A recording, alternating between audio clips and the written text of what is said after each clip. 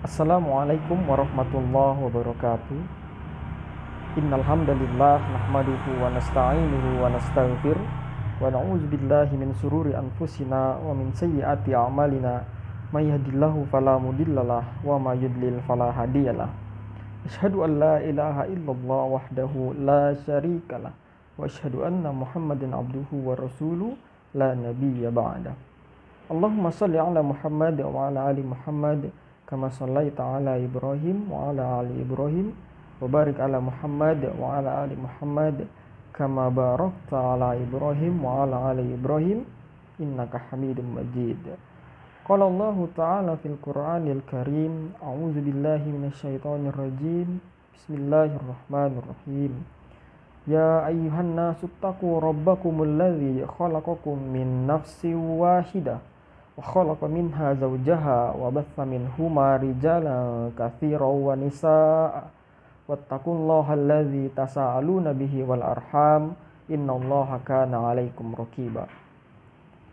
Wa qala aidan subhanalladzi asra bi'ibadihi lailan minal masjidil haram ilal masjidil aqsal ladzi barakna haulahu linuriyahu min ayatina innahu huwas samiul basir. Qala Rasulullah sallallahu alaihi wasallam, fa inna asdaqal hadits kitabullah wa khairu hadi Muhammadin sallallahu alaihi wasallam wa syarrul umuri muhdatsatuha wa kullu muhdatsatin bid'ah wa kullu bid'atin dalalah wa kullu dalalatin finnar. Alhamdulillah, puji syukur kita panjatkan kehadirat Allah Subhanahu wa taala, di mana atas berkat rahmat, berkat ridho, berkat nikmat yang Allah berikan kepada kita semua, sehingga pada kesempatan yang berbahagia ini kita masih diberikan waktu, masih diberikan kesempatan oleh Allah untuk kemudian beribadah di salah satu bulan yang Allah muliakan, yaitu di bulan Rajab. Di mana pada bulan Rajab ini ada satu peristiwa yang penting dan sangat besar, sehingga peristiwa tersebut menjadi satu pelajaran yang sangat penting, satu pelajaran yang istimewa bagi umat Islam, yang dimana di bulan Rajab ini yaitu kita peringati peristiwa Isra dan Mi'raj, ya, Nabi Muhammad SAW. Oleh karena itu, sebagai umat Islam, maka sudah seharusnya kita mengetahui apa makna yang terkandung di dalam peristiwa Isra dan Mi'raj. Apa hikmah yang dapat kita petik sebagai pelajaran kita dari kisah perjalanan Nabi Muhammad SAW dalam peristiwa Isra dan Mi'raj. Baik, yang pertama, Isra dan Mi'raj. Isra wal Mi'raj adalah peristiwa yang sangat agung, yaitu Allah Subhanahu wa taala memberikan suatu keistimewaan kepada Nabi Muhammad SAW untuk melakukan perjalanan. Melakukan perjalanan yang dimana perjalanan itu sangat mulia. Ya, Nabi Muhammad SAW melakukan perjalanan tersebut bersama dengan malaikat Jibril, mulai dari Masjidil Haram di Makkah menuju Masjidil Aqsa di Palestina, dan kemudian dilanjutkan ke Sidratul Muntaha.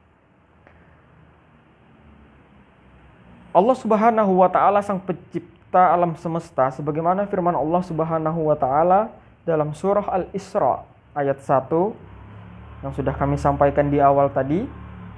Subhanallazi asra bi'ibadihi lailan minal masjidil haram ilal masjidil aqsal ladzi barakna haulahu linuriyahu min ayatina innahu was-samiul basir.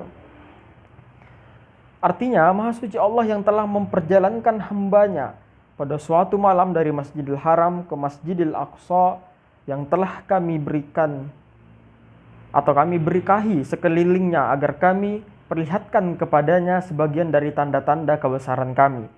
Sesungguhnya Dia adalah Maha mendengar lagi Maha melihat.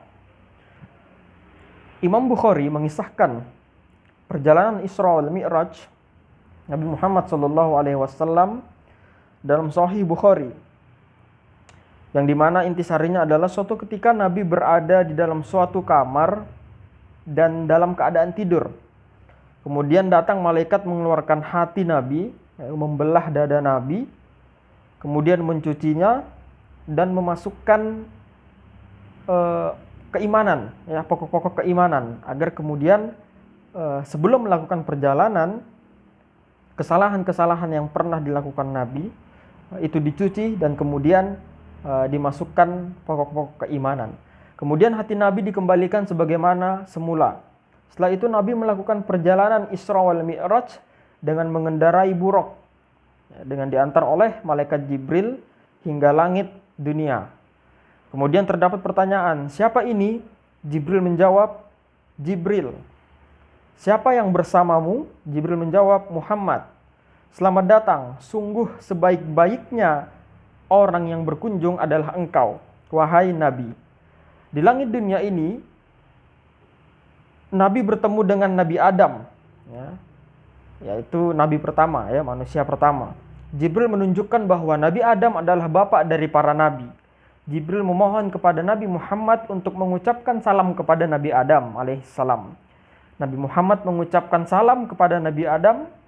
Sebaliknya, Nabi Adam pun membalas salam dari Nabi Muhammad SAW. Perjalanan dilanjutkan menuju langit kedua. Di sini Nabi Muhammad bertemu dengan Nabi Yahya dan Nabi Isa. Di langit ketiga, Nabi Muhammad bertemu dengan Nabi Yusuf alaihissalam. Di langit keempat, Nabi bertemu dengan Nabi Idris. Di langit kelima, Nabi Muhammad bertemu dengan Nabi Harun alaihissalam. Di langit keenam, Nabi Muhammad bertemu dengan Nabi Musa. Dan Nabi Musa pun menangis karena Nabi Muhammad memiliki umat yang paling banyak masuk surga di antara umat nabi-nabi yang lain. Dan itu pun melampaui dari umat Nabi Musa itu sendiri. Dan terakhir di langit ketujuh, Nabi Muhammad bertemu dengan Nabi Ibrahim alaihissalam. Setelah itu, Nabi Muhammad menuju Sidratul Muntaha. Jadi perjalanan Isra wal Mi'raj ini dilakukan dimulai dari Masjidil Haram dari Mekah menuju Masjidil Aqsa ke Palestina, hingga kemudian melanjutkan perjalanan menaiki langit hingga langit ketujuh, dan di mana di setiap langit itu Nabi Muhammad SAW bertemu oleh para nabi terdahulu.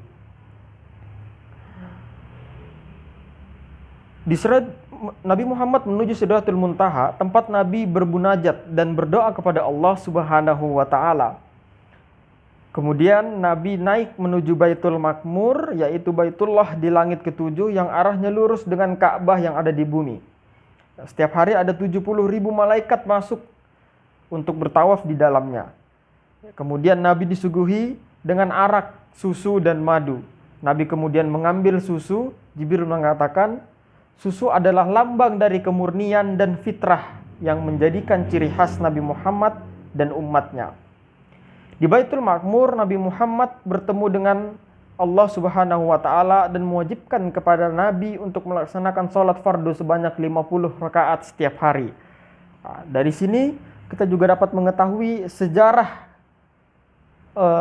kapan Allah memerintahkan umat Rasulullah, hamba-hamba Allah itu melaksanakan sholat fardu, yang dimana Allah memerintahkan awalnya memerintahkan kita untuk sholat sebanyak 50 rakaat dalam setiap hari.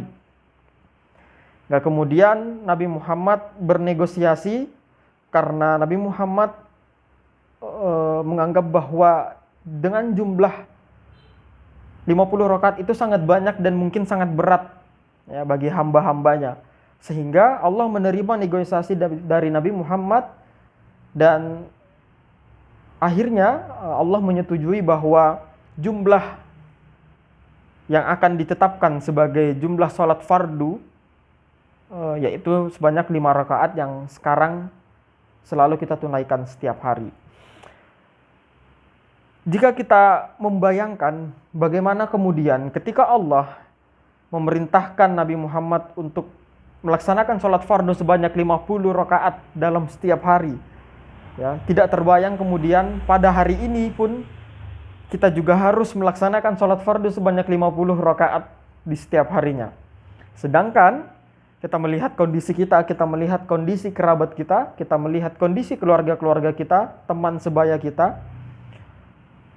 Di antara mereka atau bahkan diri kita sendiri masih begitu lalai, ya, masih sangat lalai, masih ada rasa malas untuk kemudian menunaikan sholat 5 waktu.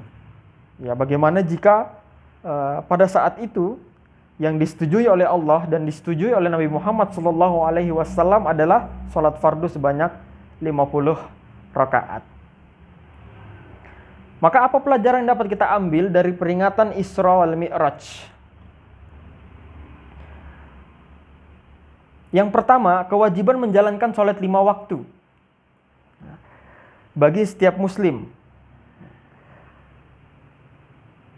Nabi melakukan Isra Mi'raj dengan ruh dan jasadnya sebagai mukjizat, sebuah keharusan bagi tiap muslim menghadapi Mi'raj kepada Allah Subhanahu wa taala 5 kali dalam sehari dengan jiwa dan hati yang khusyuk. Dengan sholat yang khusyuk, seseorang akan merasa diawasi oleh Allah Subhanahu wa taala sehingga ia malu untuk menuruti syahwat dan hawa nafsu, malu untuk berkata kotor, malu untuk berbuat kesalahan dan dosa-dosa yang lainnya. Sehingga maka sebaliknya lebih senang dan mudah untuk melakukan banyak kebaikan. Ya, hal tersebut demi untuk mengangkat keesaan Allah, kebesaran Allah sehingga dapat menjadi makhluk Allah yang terbaik di muka bumi ini. Yang ketiga, Isra Mi'raj adalah mukjizat Nabi Muhammad SAW dengan perjalanan beliau dari Masjidil Aqsa menuju Sidratul Muntaha. Dalam sejarah, itu adalah perjalanan pertama manusia di dunia menuju luar angkasa dan kembali menuju bumi dengan selamat. Jika hal ini telah terjadi di zaman Nabi 1400 tahun yang lalu, maka hal tersebut memberikan pelajaran bagi umat Islam agar mandiri dalam belajar, ya, agar mandiri dalam kemudian menempuh ilmu pengetahuan, ya, agar mandiri dalam kemudian bersekolah, ya. Kalau misalnya kita masih berstatus sebagai siswa, sebagai anak sekolah, ya, melakukan pembelajaran di sekolah dengan bersungguh-sungguh dan kemudian meningkatkan kemampuan. Ya, tidak hanya dalam masalah agama, sosial, politik, ataupun ekonomi, namun juga harus melek terhadap sains dan teknologi. Ya, maka dari itu, kenapa kemudian SMP Muhammadiyah 5 itu memiliki kelas ICT, ya, yang dimana kemudian kelas tersebut adalah kelas yang terfokus pada teknologi, ya, komputer dan lain sebagainya. Kemudian kita melihat juga di zaman sekarang teknologi begitu canggih, ya, kita serba instan, ya, mau beli makanan tinggal buka HP, pesan makanan, nanti ada yang nganter, gitu ya. Ataupun kemudian kita ingin belajar, serba juga instan lewat aplikasi dan lain sebagainya. Ya, kita ingin mengaji, ya, misalnya dalam perjalanan ingin mengaji lupa membawa Quran, ya, sangat instan. Ya, kita mendownload Quran digital, kemudian membuka dan membacanya lewat handphone. Sekarang zaman serba instan, maka itulah pelajaran, ya, salah satu pelajaran yang dapat kita ambil dari Isra wal Mi'raj adalah kemajuan teknologi. Ya, kalau dahulu mungkin sulit untuk dipercaya bahwa bagaimana kemudian manusia bisa menembus langit, ya, dari bumi ke langit, sedangkan kita melihat langit itu sangat jauh. Ya, langit itu sangat jauh dan butuh butuh suatu ilmu khusus mungkin untuk kemudian bisa menembus langit, dan kiranya itu pasti tidak akan masuk di akal manusia. Tapi ketika di situ kehendak Allah Subhanahu wa taala, maka sesuatu yang tidak masuk di akal logika manusia itu bisa terjadi. Dan terbukti sekarang kita bisa berpindah, ya, dari satu lokasi ke lokasi yang lain. Kita bisa berpindah dari daerah satu ke daerah yang lain, ya, dari provinsi satu ke provinsi yang lain. Bahkan kita bisa berpindah tempat dari negara satu ke negara yang lain, ya, dengan hitungan jam, ya, tidak dengan hitungan hari, ya. Kalau misalnya kita dari Jawa atau mungkin dari Jawa ingin bepergian ke Kalimantan, cukup memakan waktu sekitar 1 jam hingga 2 jam, ya, untuk sampai ke Kalimantan dengan menggunakan pesawat terbang. Nah, itulah yang kemudian pelajaran yang kita ambil, bahwa kemajuan ilmu teknologi itu benar-benar ada gitu, dan itu diawali oleh perjalanan Nabi Muhammad SAW yang kita kenal sebagai Isra wal Mi'raj. Kemudian selanjutnya pelajaran yang dapat kita ambil, terdapat penyebutan dua masjid umat Islam, yaitu Masjidil Haram dan Masjidil Aqsa. Hal tersebut memberikan pelajaran bagi kita bahwa Masjidil Aqsa adalah bagian dari tempat suci umat Islam. Ya, membela Masjidil Aqsa dan sekelilingnya sama saja dengan membela agama Islam. Kalau kita melihat sekarang saudara-saudara kita yang ada di Palestina, itu mereka dijajah, ya, mereka dibunuh, mereka dilecehkan dan lain sebagainya. Bahkan tidak sedikit dari mereka putus sekolah karena bangunan sekolahnya hancur dibom, atau bahkan mungkin guru-guru mereka sudah meninggal dunia karena dibunuh, ya, atau bahkan nyawa mereka sendiri yang sudah terenggut oleh tentara-tentara kaum Israel. Nah, maka membela Masjidil Aqsa dan sekelilingnya sama dengan membela agama Islam. Wajib bagi setiap muslim sesuai dengan kemampuan masing-masing untuk selalu berjuang dan berkorban untuk kemerdekaan dan keselamatan Masjidil Aqsa Palestina, baik dengan diplomasi politik, bantuan sandang pangan, maupun dengan harta. Semoga kita selalu menjadi umat yang selalu dapat mengambil hikmah dari peristiwa Isra wal Mi'raj dan mengamalkannya dengan sebaik-baiknya. Maka hikmah yang dapat diambil kita selaku siswa, ya, atau selaku pelajar adalah bagaimana kemudian keteguhan hati seorang Nabi Muhammad SAW yang rela melakukan perjalanan, ya, dari bumi menuju langit, ya, bertemu nabi-nabi terdahulu. Bahkan Nabi Muhammad SAW diperlihatkan oleh Allah bagaimana kondisi surga dan kondisi neraka. Maka keteladanan itu yang harus kita ambil, ya, keteguhan hati seorang Nabi Muhammad SAW, keimanan, bentuk keimanan dan akhlak seorang Nabi Muhammad SAW. Bagaimana mungkin Nabi Muhammad awalnya dalam keadaan tidur, kemudian didatangi oleh malaikat Jibril, ya. Mungkin kalau kita saja sedang tidur nyenyak, kemudian didatangi oleh orang tua kita atau kakak kita atau teman kita, mungkin kita merasa marah gitu, ya, karena jam istirahat kita diganggu gitu. Tapi tidak dengan Muhammad gitu. Ya, Muhammad bangun dari tidurnya, kemudian dadanya dibelah, ya, dadanya dibelah untuk membersihkan kembali jiwa dari Nabi Muhammad SAW. Nabi Muhammad kita kenal sebagai kekasih Allah, itu saja masih perlu dibersihkan jiwanya. Apalagi kita manusia biasa yang kemudian masih lalai dalam menjalankan perintah Allah, yang kemudian masih ada khilafnya, ya, masih ada dosanya. Maka itulah yang harus kita ambil dan petik pelajaran, bahwa manusia perlu kemudian mempelajari peristiwa-peristiwa yang ada dan terjadi pada zaman Nabi, khususnya Nabi Muhammad SAW. Banyak kisah-kisah Nabi yang kemudian itu bisa dijadikan pelajaran bagi kita semua, termasuk pelajaran dari kisah Isra wal Mi'raj Nabi Muhammad SAW. Nah, maka kita sebagai pelajar harus giat belajar, ya, teguhkan hati, ya, berusaha semaksimal mungkin untuk kemudian mempelajari ilmu pengetahuan sebanyak mungkin, ya, khususnya agama, ya, agama wajib, kemudian ilmu-ilmu lain, sains, matematika, ya, IPA, bahasa Indonesia dan lain sebagainya, itu juga sangat penting karena demi kemajuan bangsa dan lain sebagainya. Ya, kita melihat dulu Nabi Muhammad SAW dapat naik ke langit menggunakan buraq. Nah, dan sekarang kita melihat juga ilmuwan-ilmuwan yang sudah berhasil sampai ke planet-planet Mars, ya, bahkan sampai ke bulan dan lain sebagainya dengan menggunakan kecanggihan teknologi. Nah, semua itu dibutuhkan oleh ilmu pengetahuan, ya, ditopang oleh ilmu pengetahuan. Mungkin itu saja yang dapat kami sampaikan. Kurang lebihnya mohon maaf.